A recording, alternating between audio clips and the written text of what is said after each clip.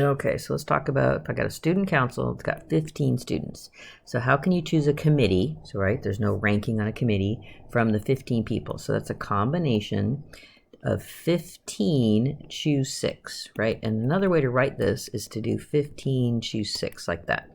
So out of the 15, you choose 6 of them. Okay, so here we get the problems. So 2 council members have the same major. They can't be on the committee. So giving you a little help here. You want to think, okay, pick A and not B, or B and not A, or neither A or B. Okay, so let's pick out all those situations. So if I pick A and not B, so what am I picking from? I've got 15 students total, but I've been picking A and not B, so really I've only got 13 to pick from. And I need the committee of 6, right? Committee of 6 total, and I've already picked A, so that means I really only have to pick 5 more. Or, okay, if I pick B and not A, that's the same situation. So I have 13, choose 5 again. Okay, now what if I choose neither of these two? So there's 15 total, and I've chosen to take these 2 out.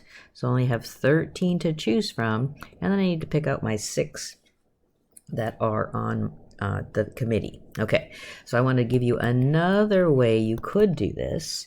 You could, because there's lots of different, sometimes there are more than one way. I could find out the ways to pick out all of the people and then subtract off choosing both A and B, because that's what I can't have, right? Because they can't be on there. So what are all the ways of choosing? Out of the 15, choose 6 for the committee. Subtract off choosing both A and B. So if I choose both A and B, I don't have 15 to choose anymore. I only have 13 to choose from.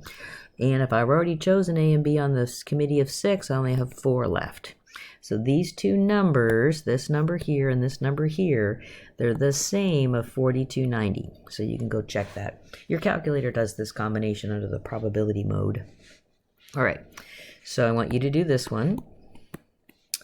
And so let me just start you with this one. So suppose that you have to have 8, or suppose the council that you're picking from, of the 15 you're picking from, there's 8 men and 7 women. Okay, so how many committees of 6 have 3 men and 3 women? So 3 men, so if I want to choose 3 men from the 8, and from the 7 women, I want to choose 3 women. So this is when you multiply these two combinations. All right, so I'll let you figure these out, because you can do this. Okay, so there we get to a fun one. All right, so I know if I've got 3 sets, A or B or C, then I can count up the number in A and the number in B and the number in C. Oh, and then what do I need to subtract if I know they're not separate? For sure, right? And this is saying I don't, where there can be intersection. So the number of A and B, the number in A and C, and the number in B and C. Okay, so I've subtracted off all the intersections, but what I've done is I've taken away the number in A and B and C too many times, so I have to add it back in. Okay, so let's start looking at, and I think the best way to do this is to start by drawing a big circles, to start looking at where A is and where B is and where C is, right? So I'll call this A and B and C. Okay.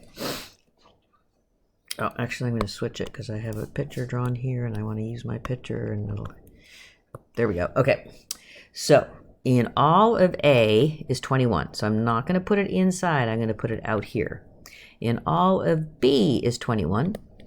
And in all of C is 31. Okay, so what do I know about getting, so I want to have A and B is 9. So between A and B, let's do some colors here, you think?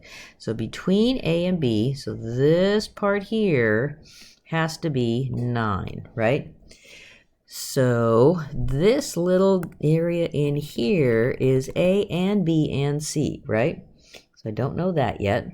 Okay, and so then let's do a different color here. So black. So between B and C, that area here, this would be 15. B and C, 15, right? Let's see if I can get my yellow to work. This little area here between A and C, this would be 14. Barely see that, huh? Okay. All right. So what I really need is I need to find out how many things are in here so that I can start from the center and move out. And so what is this part right here?